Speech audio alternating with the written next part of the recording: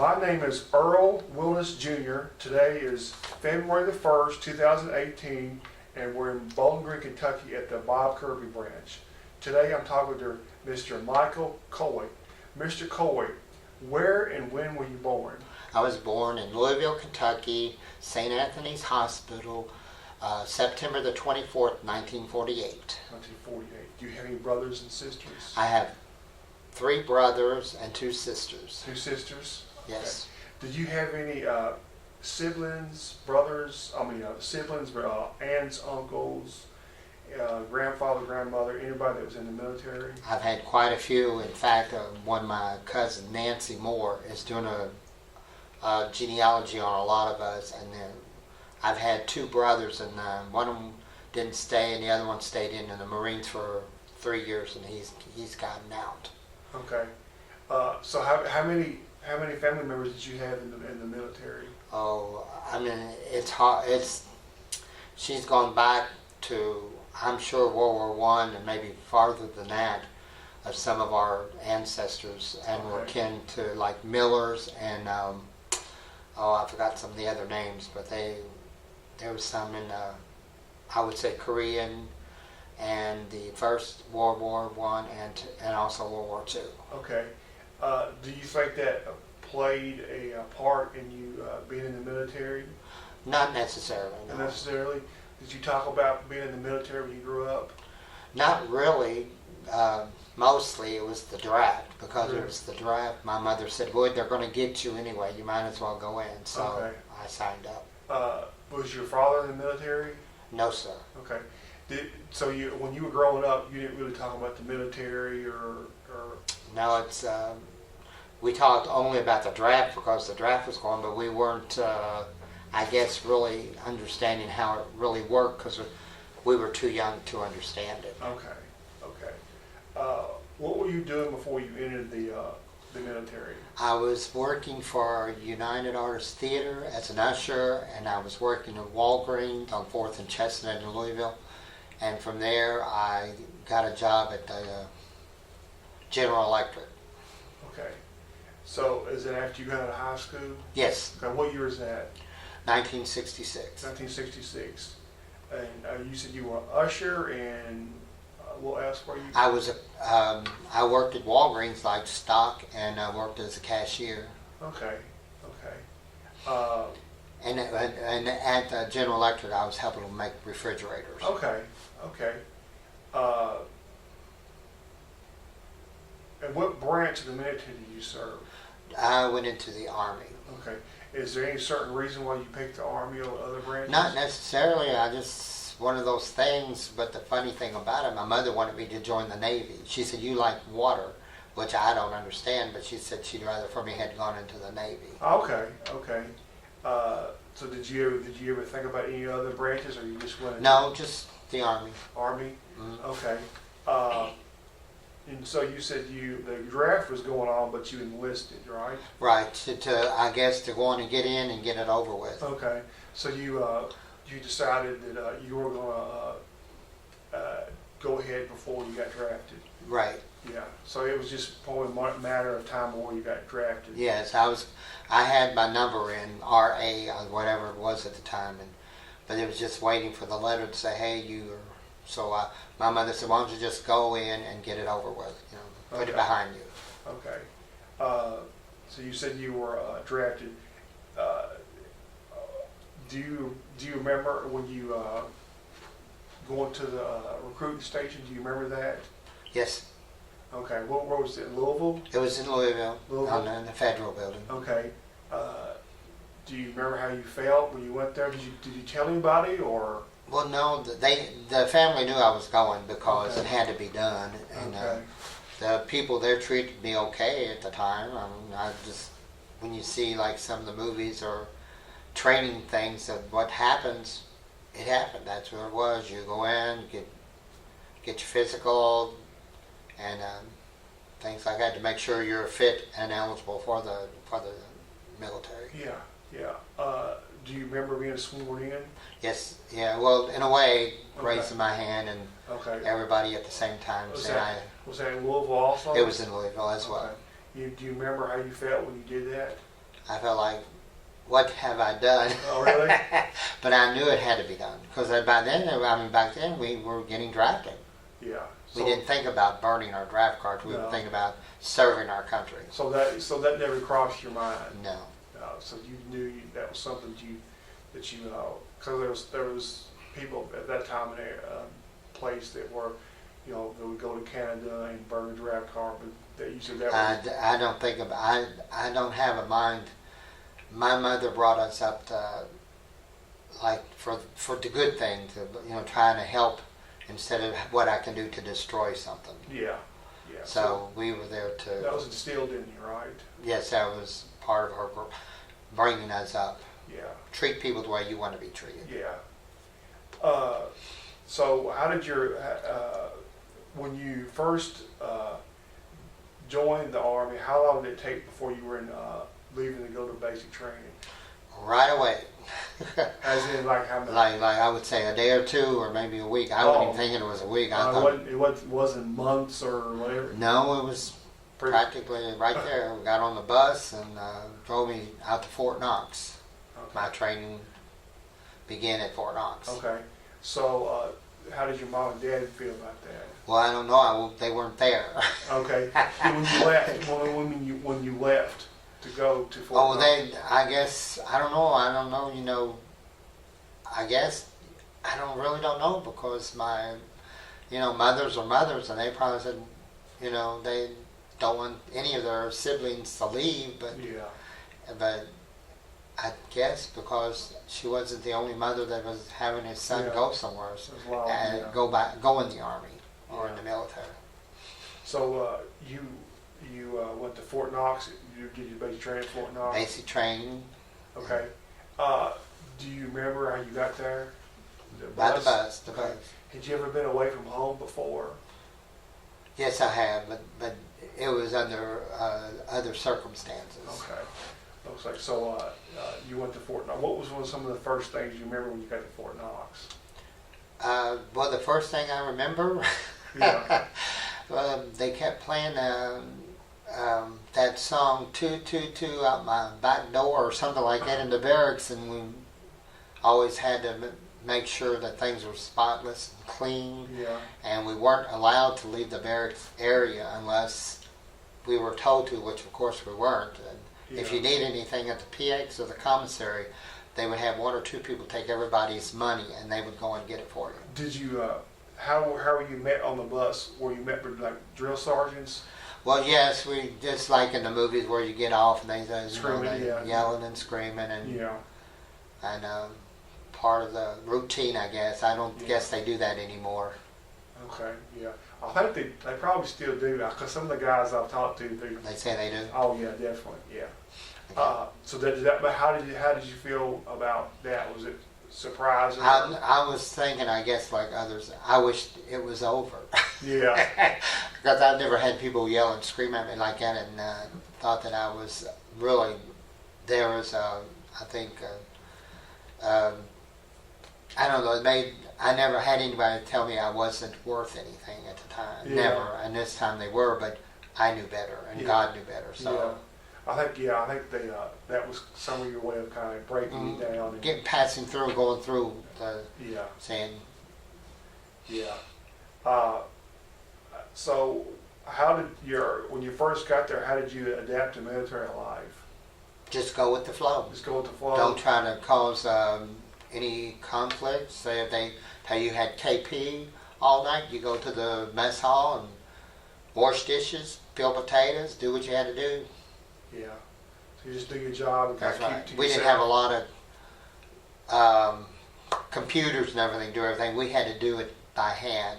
Shoot our weapons, learn, I don't, you call it, oh shoot, I'm trying to think about learning how to, somebody gets shot or something like that, safety and all that. We didn't have all these computerized things. We had to actually do them. Okay. To, give that Oh yeah, part your first aid. First aid, that's it. We had to. We didn't have computers telling us what to do. We actually had to do it. Yeah. So you said you adapted pretty well to that. Oh yeah, I think I did. Yeah. Is that the first time you ever shot a rifle? Yes, it was. Was Sure it was it the M16 or? It was the M16, M14, Okay. and I wasn't very good at it. Okay. Because that's the first time you. Yes. Yeah. The drill sergeant said, "Well, I can tell you what to do if you just hit the target." Yeah. But that's part of growing up. Some people were worse than that, probably. Yeah. Yeah. So, do you any instructors that stood out in your mind that you remember? Yes, but he was the one that stood up for me when one of the other instructor was telling him, he was my platoon sergeant, I think. I wish I could remember his name. But this one kept saying, well, Mr. Coy is not, Private Coy is not doing what I'm asking him to do, and blah, blah, blah. He came over and watched, and then he told the drill sergeant not to bother his troop, if unless he can get the story straight. Because I was doing exactly what I was told. So did that kind of, you remember that was what, 50 years ago? 1969. Okay, so almost 50 years ago. Yes. And so you still remember that. Yes, I do. So he took up for you. Yes, and I thought that was great because he knew. I think a lot of people know people when they are around them for a while. Yeah. Yeah, he didn't have to do that though, did he? No, he didn't have to. He could have yelled and screamed at him and said, "You're going to do it another time," but he knew I was doing the right thing. I was doing as many push-ups, sit-ups, whatever they were at the time. Do you remember his name? I wish I did. It's in Some of your notes? I have a yearbook, and I think I saw his name in here, if I can find it real quick. And of course it's back here somewhere. I just saw it this morning. Yeah, here we go. His name was, well, that's the one I want. Oh, that ain't the one. Here it is. Sergeant Henry Wyatt. Okay. Sergeant Wyatt. So that's him? Mm-hmm. Do you remember at 50 years? Yeah. You just looked at his face and I remember, Yeah. So I guess that goes to show that sometimes when you do something, you stand up for somebody, help them out, they remember it for a long time. Yes. Do you remember when you graduated boot camp or your basic training? Yes, and we didn't have time to go and say goodbye to Mom and Dad. They sent me straight to Fort Gordon, Georgia for my extra training. Okay. What was your MOS? 11 Bush, I was a rifleman. Oh, you're a rifleman? A rifleman. Okay. And by then, were they using the M16? They trained us on M14 14s. as well as M16, and they also shot some of the machine guns and the hand grenades and things like that we would be using in a war. Yeah. The M14, you probably have more recoil, didn't it? Or all I know they shot. Oh yeah, because I know that. I'm not a hunter. I just wanted to hurry. I just had to hurry up and get it over. I think the M14 uses the big 30 caliber round, and then the M16 uses the 5.56. It's like a 20. Yeah, it's a smaller caliber, 22 caliber. So yeah, but it was the M14 was a big. That was big. The M16 was better. It was easier to handle. It was smaller. I wouldn't say smaller, but not as heavy. Not as heavy. Yeah, the other one was like wood. It was more like wood and heavy. Yeah. Do you? When you left basic training, what was some of like your classes that you took? Do you remember? We had the first aid. We had the march. Sometimes we had to march, and I was in Fort Knox. They had Devil Hill, Angel Hill, or something like that, and you didn't even want to. But we had KP. We had training for. I keep thinking of first aid. Training for.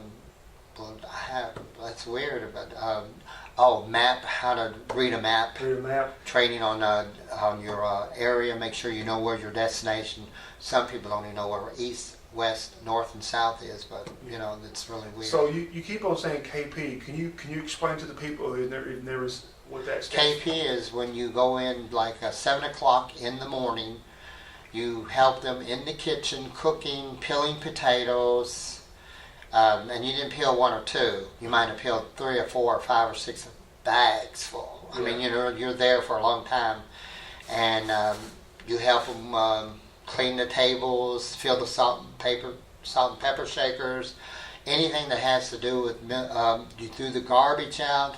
The one thing I really was upset with at supper time, because back then you didn't get extra, couldn't go back for seconds. I had to throw away 6 full meatloaves, and I asked them if they were going to save them. They said no, I remember that. See, Yeah. they told me no, you throw the meatloaves out. 6 full meatloaves, and people are starving, but they threw the meatloaf out. Yeah. So that's what KP duty is. It's working in the kitchen, Okay. not as a cook, but as cleaning up, mostly cleaning up, Okay. sweeping the floors, mopping, Okay. peeling potatoes. Yeah.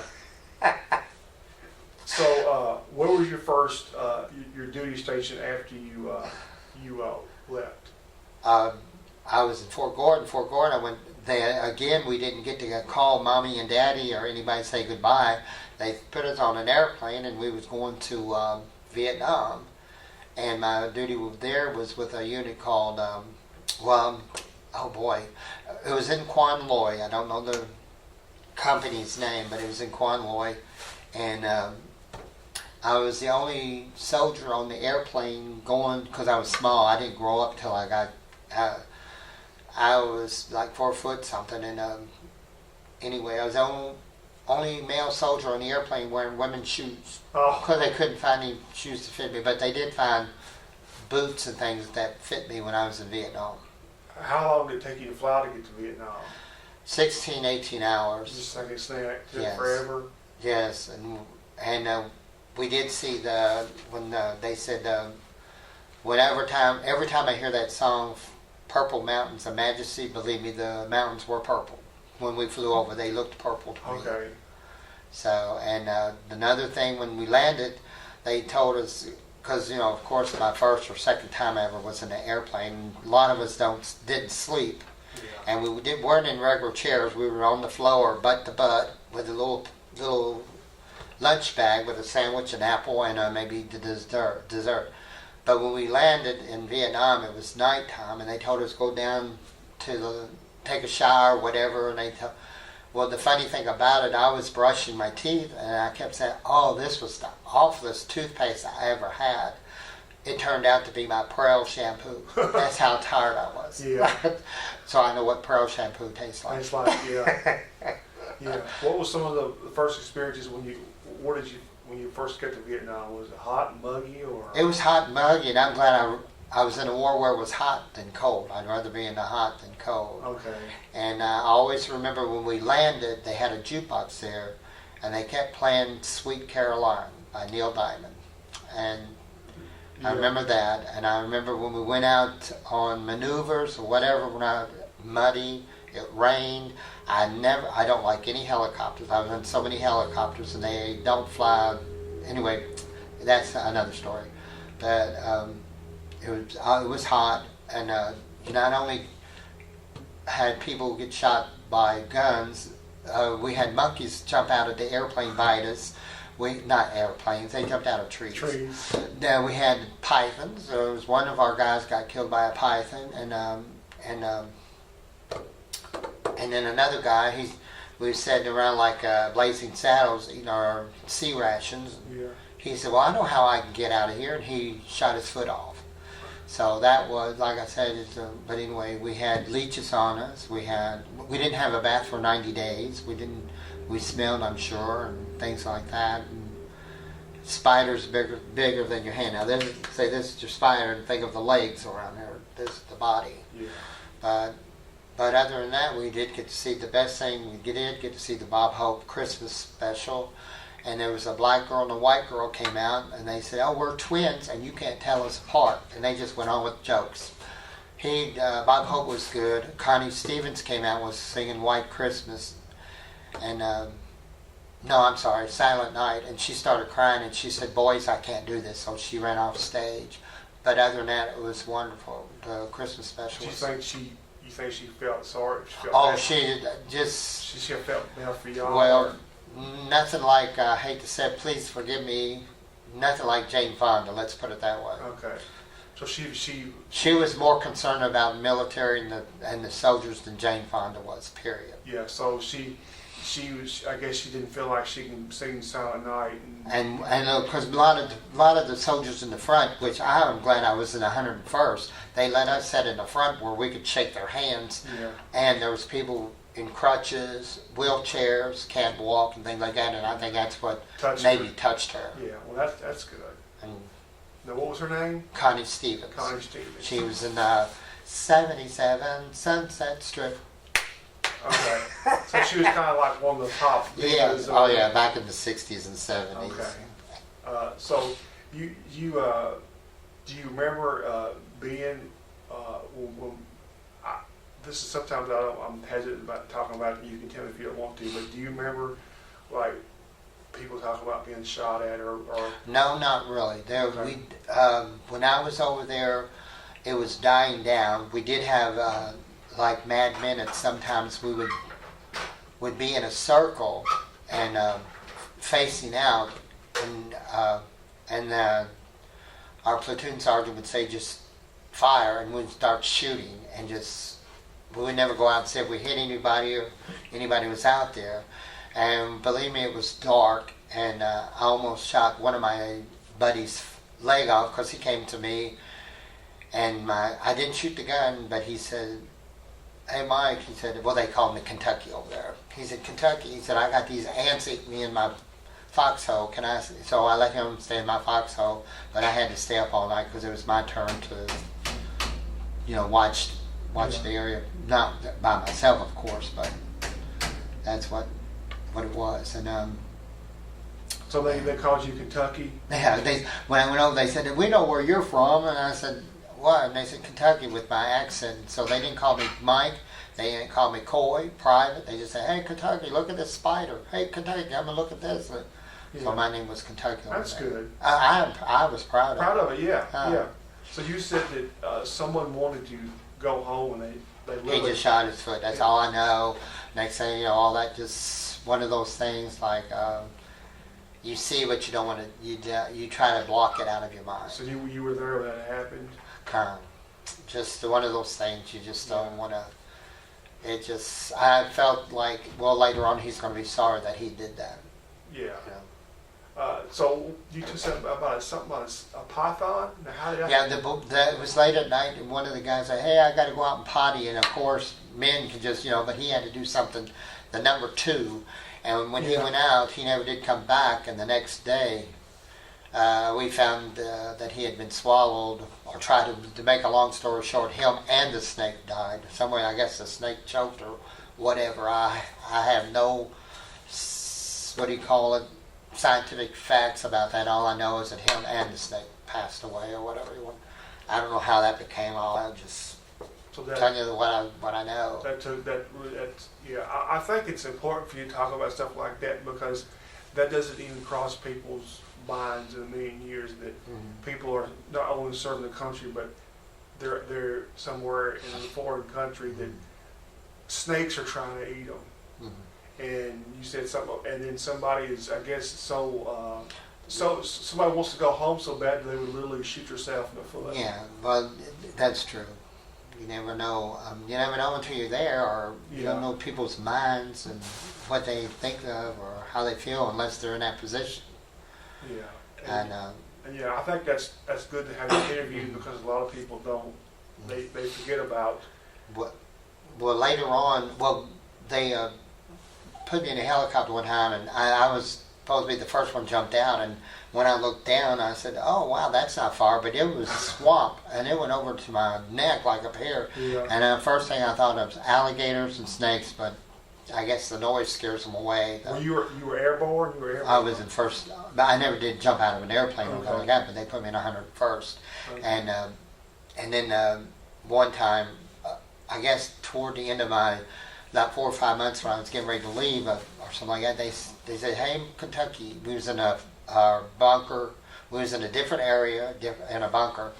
Say, "Hey, Kentucky, there's a lieutenant got out of a helicopter and see you." And I got out. I had a friend named Jim Cook from Utah, Mccarthy, I can't remember him, and there was another. We all stayed together. We were real good. We call them butt buddies. Well, I got out of the bunker, and it blew up. The mortar round blew it up. It killed MacArthur, and but the lieutenant took me back to work back at. To me, I call it a safer place, like that. Yeah. But he wanted me as his clerk or whatever you want to call it, admin, because I had some typing and stuff, office stuff in high school, and he chose me. And if he didn't come and got me, I might have been in that bunker. Yeah. So, but the funny thing about that, when we got to my new place in Benoit, excuse me, he told me to go to the mess hall. They're having spaghetti and meatballs, and I said, "Wow, hot food again," whatever. So I went there and they wouldn't feed me because, like I said, you don't get. He said they've already fed you, and I said no. I said I just got off the helicopter there. He says no, we already fed you.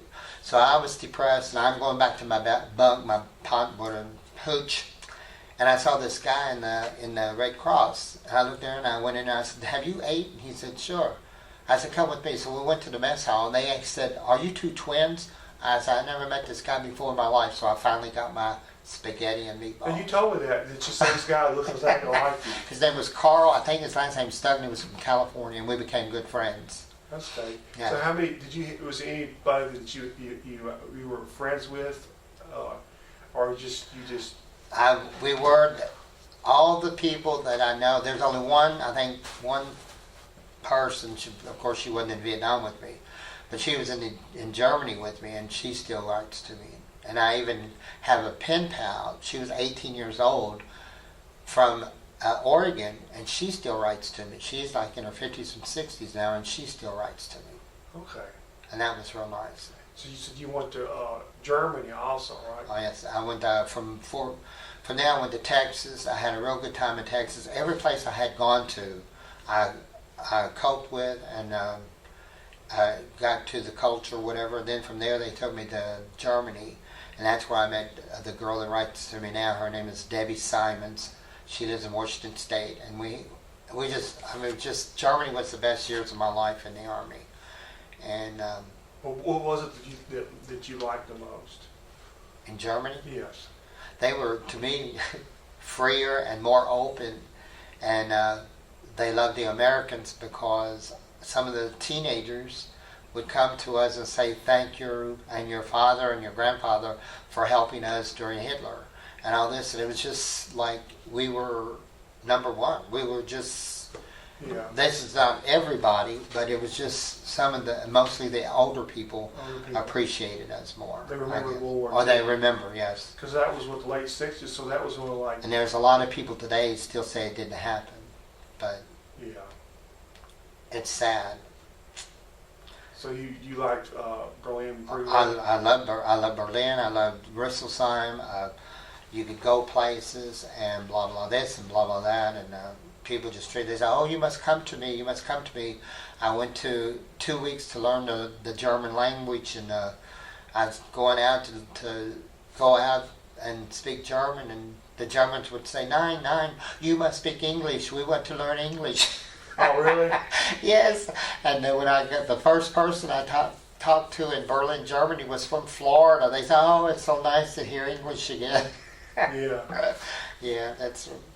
When I came back from Germany, if I might go back and tell some more stories about Germany, but when I came back from Germany, my sister-in-law came. It was hot, June, July, and she picked me up at the airport, and she stopped at White Castle on Preston Eastern Parkway. She said, "What do you want to do?" I said, "Let me stop and get some White Castles." So I went and got some White Castle. She said, "Remember, we're going to sit in the car and wait for you." And she waited, and across the street was not Baptist Hospital, but St. Joseph Hospital. But anyway, she comes in there. Back then they didn't have the drive-through. The line was getting longer, and Kathy says, "Mike, what are you doing?" I said, "She won't give me what I'm asking for." She said, "What are you asking for? What are you ordering?" And she said, "Well, Mike, you're in America now, speaking." I was speaking German and didn't even know. Yeah, it's just kind of. I think they were ready to call 911 and say he needs to go on the 5th floor in St. Joseph Hospital. So at one time, can you still speak German? Ich spreche ein bisschen Dutch. Not a lot anymore. Okay. I never did speak a lot, but I spoke enough to get by on, and but it was really good. In fact, one of the person years ago, when I came back from Germany, asked me to go to the airport and try to be a translator. And of course, I didn't do it, which is my mistake. Yeah. So, Yeah. what did you do on your free time, your off time? Disco I love dancing, and I go to discos, and I would go to, well, when I was in Germany, we had a lot of the guys and girls would stay in the barracks. We called them barracks rats because they stayed in the barracks. They were afraid to go and adventure, and we would go out. In fact, I mean, another story, believe it or not, I went by myself to Frankfurt, and I went to this. I didn't stay downtown. That was the red light district. I just walked out to where I could go a little bit farther and went to a little bar, pub. And back then at nighttime we had our hair down like a little over our ears, but at daytime we'd always put the gel on to make it look like the military. Well, anyway, I'm there all day, all the time there. They bought me hamburger. Of course, their hamburgers don't taste like ours. Bought me drinks, wine, whatever I wanted. And then I said, I got to catch the 12 o'clock train to get back to where I was stationed, because that was the last train. Well, when I was leaving, we never did exchange name. They said, "Our leader's name John Denver." They thought I was John Denver. Oh, John Denver. And I said, "I'm glad they did not ask me to sing. They probably would have made me pay for the hamburger, the wine, and everything." I thought you were John Denver? Yeah, I'm not joking. I had a girlfriend from Texas that I was going to marry, and I was going to Germany. She told me to buy these glasses that John Denver had, and I took them over there with me. And Yeah. I don't know. I'm just glad they didn't ask me to sing. Yeah. And while I was in Germany, in Berlin, I was in 2 movies. One was called Man on the Mauer. The movie was about a man who said one day soon the wall was coming down. I was an MP in that movie. I was a Russian guard in one of those towers, and they gave me a weapon. If you see the movie, of course you won't. The whole weapon was wood. It was just wood. It wasn't even a weapon. You couldn't even shoot Who it. asked you to be in the movie? It was in a newspaper. I had a German wife at the time, and she said, "Hey, they want extras in the movie." And so I went down, and she told me to wear my nice blue suit that I had purchased in Vietnam, and they chose me to be in these movies. And the first movie was Othello. It was really like The Killing of Othello. It was made for television, and I sat next to one of their actors called Patricia Wedding, and she was the nemesis with Sally Field in Brothers and Sisters. Okay. And other movies. Well, anyways, we were sitting there, and we were supposed to be in England, but we filmed it in Berlin. Supposed to be a play called Othello was coming out, but the guy comes out, and we're in the audience up on the balcony, and they let me sit by Patricia Wedding. I guess she's supposed to be my girlfriend or something.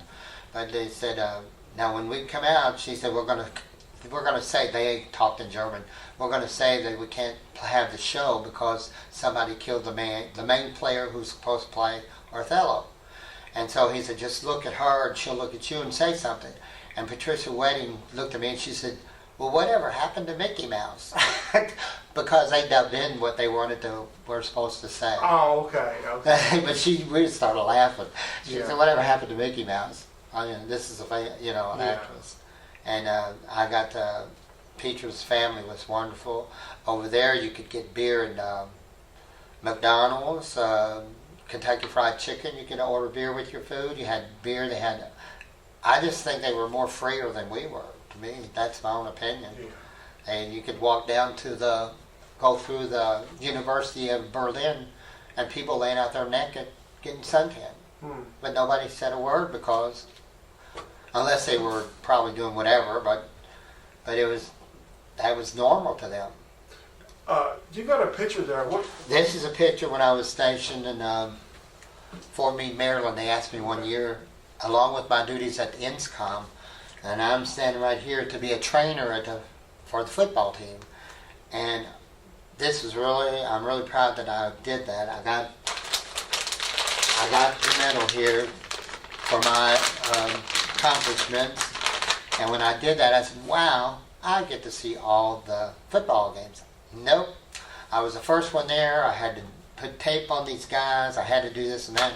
But I didn't get to see the games because they would say, Corey, we need you over here. Corey, we need you over here. Somebody got hurt. Somebody hurt a finger or a foot or something like What that. football team was this? It was Fort Meade. I guess it was just Fort Meade. I don't know the name of it, but it was Fort Meade, Maryland football team. I don't know, isn't that weird? I don't know the name of that, but that's it. Though. I'm very proud of it. Yeah. Proud that I did that. I was also at Fort Meade. I was also the catcher at for the baseball team. And our company commander, Captain Brown, when we batted, he would always bat before me. And I told Captain Brown, I said, if you ever get on second base, I'll hit you in. And every time he got on second base, I hit him in. Was that baseball or softball? That was baseball. Okay. Yeah. Now, can you show them your there was a picture of like your group. There was, This is picture here. This one here. yes. This is our graduation You picture. can hold it up. Our graduation picture from Fort Knox, Louisville, Kentucky. Fort Knox, Kentucky, near Radcliffe. Okay, where were you at? I'm right there. That's right there. Okay. Yeah, once you get out of basic and AIT, it's like regular work. Get up, go to work at 7, Yeah. get off at 3 or 4, unless you have that duty to watch the post for 24 hours, and then you got to stay up 24 hours to make sure all the buildings are locked and there's no problem. And there's just all kinds of stories to tell, and things that happened that were good, and some that. What year did you? How long were you in the Army? Well, this is I was in there long enough to be retired, but I'm one of those soldiers that they put out before, about 5 or 6 months before my retirement, and I didn't get my retirement, and I did that illegally. That was worse than Vietnam to me. That was a nightmare I felt like what do you call it? Hostage in my own country. They wouldn't let me go. I went places, but I wasn't allowed to transfer. I wasn't allowed to do anything until they put me through a lot of injustice and things like that. There were seven soldiers. I was the highest ranking one that was being kicked out that year, the 2 years. And there was 2 girls, one of them Janet Collins, they told her she was overweight. I went to the first sergeant and said, Top, Janet is not overweight. And he told me, he said, it's none of your business, get out of my office. The other girl was getting kicked out because her and her husband was getting divorced. Now he could stay in because he was a guy. She was going to be put out. She had her board meeting. She came and cried on my shoulder. I had a lot of soldiers cry on both these shoulders. She cried on my shoulder and she said, do you know shorthand? I said, yeah. After your board meeting, you're supposed to get papers of your board meeting procedures so you can fight it. Well, everything on her, if her page was 7, if she had 52 pages, all of it was written in shorthand. I was there, I saw it. I couldn't believe my eyes, but those people, when you're like in Congress and all those other places, if you got power, you can do anything you want to and nobody will touch you. Not even Mitch McConnell, not even Ann Northrop, or whoever you want to call. You might as well be taught. Well, Janet Collins went to, and of course she lost her battle, and she got eliminated, kicked out, and she called and she wrote me. She said, Sergeant Corey, you can have evidence from here to the moon, and nobody will help you. Not your IG, not your people in the Pentagon, not your president, not your senator, not your representative. You might as well, you're fighting a losing battle. Because all they tell you when you write to them, which they always say, well, we need you to fill out a DA Form 149, grievance. Well, I filled up so many of them out, and you give them evidence what happened to you, and then they still say they want more. But they don't have to give more evidence to prove that you're a bad soldier. But you have to give more evidence. So if you gave them all, how much more can you give them? These are my records. When I was being kicked out, they said they couldn't find my records. They escorted me off the post at Fort McPherson, Atlanta, Georgia, and had a Spec 4 to escort me out because I was a criminal. Anyway, I asked him what was in this little door over there, and he said, oh, that's just an empty closet. I opened the door. There was a gray file cabinet, twisted like it had been through a tornado. I looked in the second drawer. My records were there, but they couldn't find them, and I can't get retired. I can't talk too much more about that, or I'll start crying. Yeah, I understand. That was worse than Vietnam, to tell you the truth. At least in Vietnam, I knew who my enemies were, but in America, you don't know who your enemies are. But I got my records. I got my football thing. Yeah. I got stories to tell.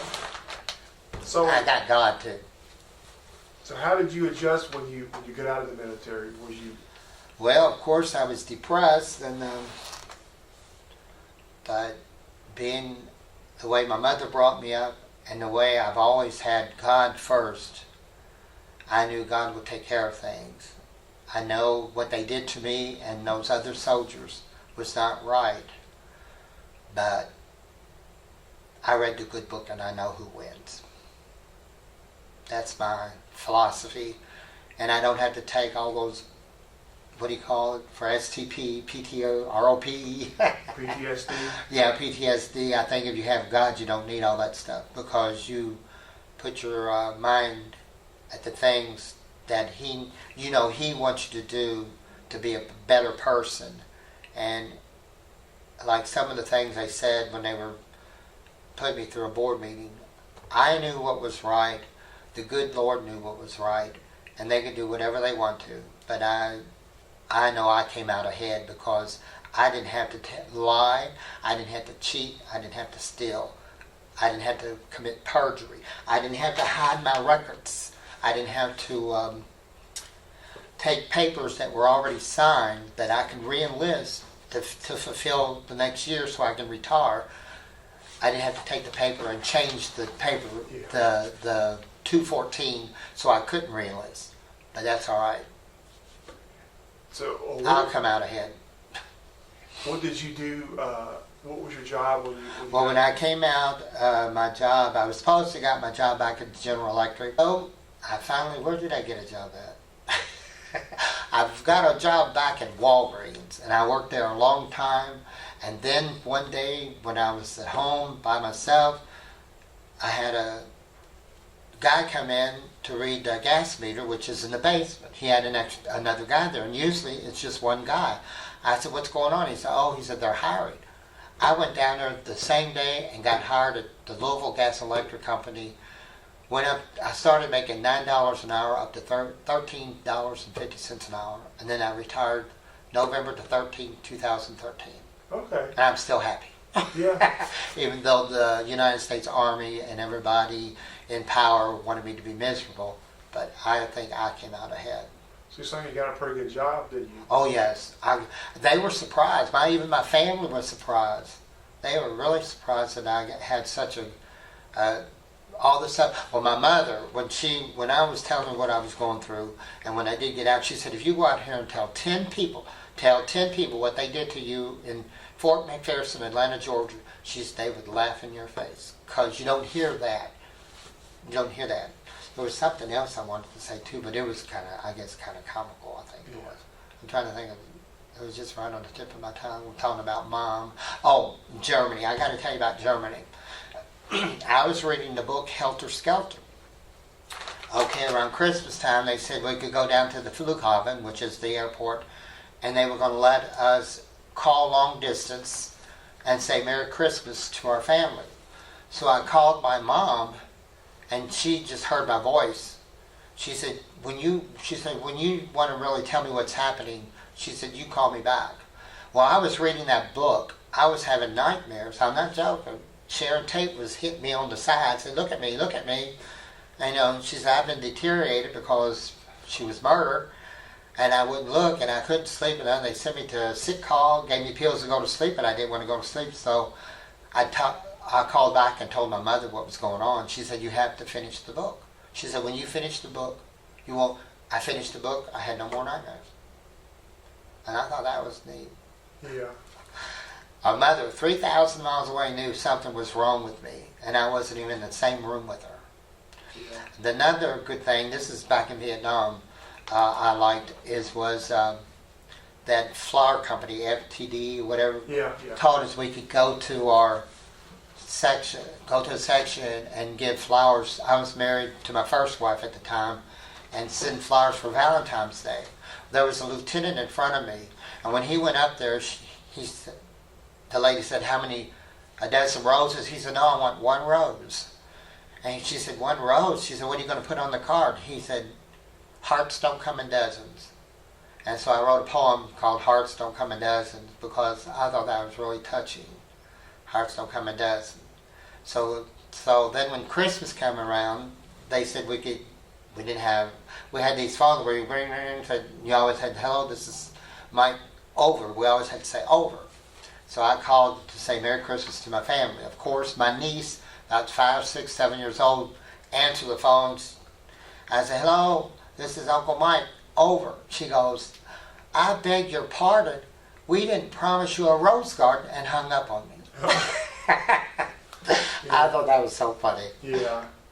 So see, not in the military, you not always have bad or sad things. You also have good things. I had Germany, like I said, I could go over there and live in Germany because it was. Well, I don't know about now because the wall was up. But my friends over there, when the wall came down, said it's a lot different. Yeah. Said it's a lot different.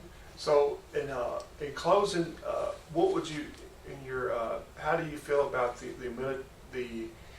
when we talk about, you see people talk about wars and the military and the flag and stuff. How do you feel about that you served in the military? Well, my feelings is a lot of the people, football players, celebrities, it's never been near they make movies about military, about the army, but they don't know what's going on. And so they have this hatefulness, I call it hatefulness, against the flag and what we stand for. And I think if they, like that one guy just the other day said something, I said, well, why don't they send him to Iran or Iraq so he can feel what they go through? But see, he can sit there, make millions of dollars on the TV show or whatever you want to call it, movies. But, I don't know, let him go over there and that really, so he can really feel. Yeah. And there, I don't know, I think it's disgraceful that some of our celebrities and them the way they talk down to the Americans, not only the soldiers, but the people who are trying to make a living. And I don't know how to explain it any more than just, if you hear my voice, you probably feel it. I don't know. You just one of those things. And well, it sounds like you're pretty proud of the military and the flag. oh yes, I mean, just think. I mean, in a way, it's doing this like catching me off guard. But when I'm home, I'm thinking about all the things I could say, what I want to do, what I want to say. But I don't know.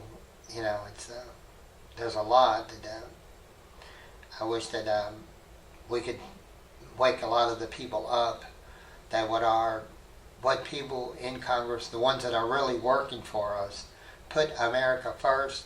I'm not saying not to discard everybody and forget everybody. I'm just saying retirement, but I ain't going to do that. Well, I appreciate you coming here and I appreciate you letting me talk. Yeah, and I appreciate your service and the things you told me, Mm-hmm. and I just appreciate you coming here and thank you for your service. I appreciate it, and I always tell everybody, wait till the movie comes out. Brad Pitt's not playing my part. But it is good. I'm glad and proud that I did something that I know I did something right in my life, because other people, they just go on about their life. I don't even think they really think about not just the soldier, but the wives and the children that have to go through all the stuff can you imagine about 3 or 4 years ago, I was told that some of the soldiers in Fort Knox are on food stamps. That's, I guess, my closing statement. Well, I appreciate you, sir. Okay, Thank I you. appreciate it. Thank you for Yeah. letting me come and share my some of my experience, because Okay. they didn't get Yeah. all of them, but Yeah. hope they understand. Thank you. I appreciate